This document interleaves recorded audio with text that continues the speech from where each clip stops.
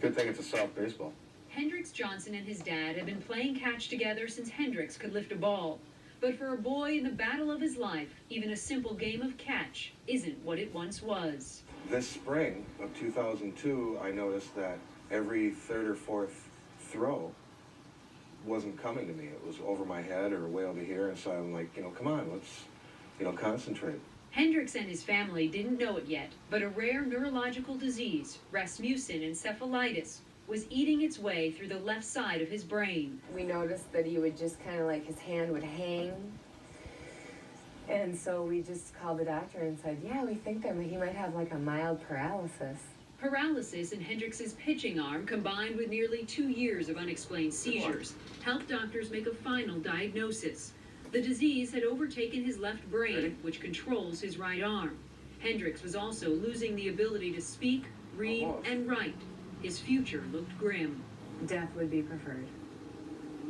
That's what they say. Rasmussen affects mostly boys under 10. It's not hereditary. There is no known cause, no known cure. Katie and Van Johnson had hoped medicine could heal their son. He takes 20 pills a day, but they make him sleepy, sap his energy. He's fading fast. It's no life for a little boy. His right arm barely works anymore. When we can't do something, we say, we haven't figured out how to do that one-sided yet. His once perky personality, gone. Hendrix no longer sketches or writes short stories. Unable to stay awake or concentrate, the student who once excelled has missed nearly all of 4th and 5th grade. Any thoughts on it? Making conversation exhausts Hendrix, frustrates him. And I got to go on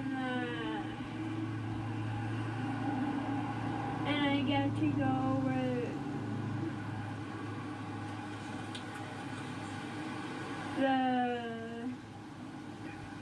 the twins, like...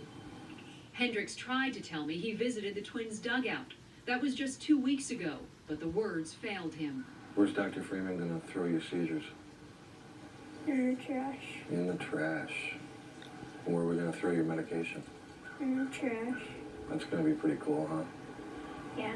Hendrix has decided to go ahead with surgery, an operation so intense, so invasive, it would frighten even an adult. The surgery kind of scares me, but he is so tired of living that life he's lived for the past 2 years. He's so tired of the unpredictable seizure onset. He's so tired of, not being being able to be a little boy and play on the leagues over at the park with his friends. Next month, doctors at Johns Hopkins in Maryland will remove Hendrix's entire left brain. He will have to learn to speak again, read and walk. All skills controlled by the brain's left side. I'm just scared they're gonna cut open his head and take out one side of the brain, and then I'm like, how the heck am I gonna do that? After surgery, 6-year-old Coltrane will assume the role of big brother, helping Hendrix regain the abilities he'll need. What are some things you'll help him do? I'm gonna help him read with my first grade books. It will be a difficult journey, but in the end, the boy behind these blank stares will be alive again. I really liked what Hendrix was before all this started happening.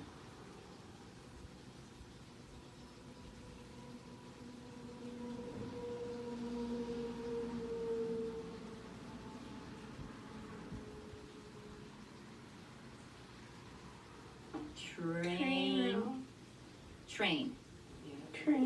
It's not often in life you get a second chance, but Hendrix Johnson got his.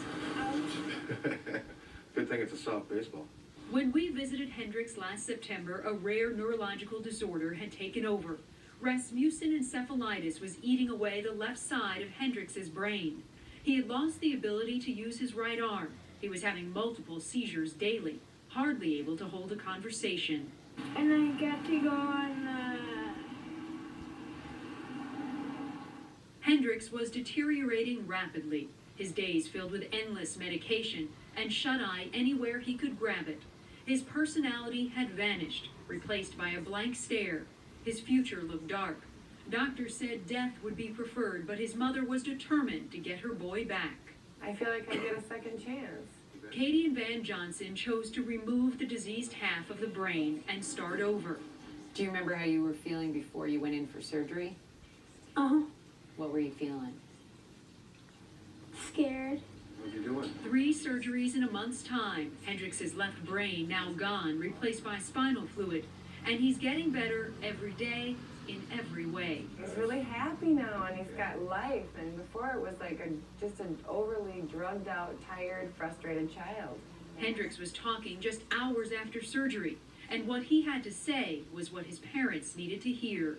He goes, "I love you," and Van just Yeah, really liked that. we all lost it. We lost it. But the bubbly boy, once swallowed by disease, did not return immediately. The brain has a mind of its own, and when Hendrix felt pain following surgery, he lashed out the only way he knew how. He would start to growl at us. Is that what you did to your mom? Uh-huh. And he would pull at the doctor's ties, and his hand was so strong he wouldn't let go of you. He would squish your fingers until your hands hurt where your rings were. He'd try and pull your rings off. Eventually, the lively personality his parents longed for returned. Your leg's really good, Hendrix. Hendrix started physical therapy 6 hours a day. He still goes 5 times a week. This 11-year-old will never regain full use of his right arm and right leg, but the medicine is minimal now Throw my medicine in the trash. and will one day be gone, just like the seizures. It's hard, but it's not as hard as before. 4. Close. Green. Let's think of the color green. Before Hendrix returns to school, there's work to do. He's a 6th grader with a preschool reading and comprehension level. He has to relearn everything. His little brother had promised to help. And What are some things you'll help them do? I'm gonna help him read with my 1st grade books. I gotta go to work for a little while, okay? Hendrix wears his scar like a badge of honor, just like Harry Potter, he says. Your scar is legend. And there is now reason to believe Hendrix's future will be just as magical as his heroes. Randy Kay, WCCO 4 News.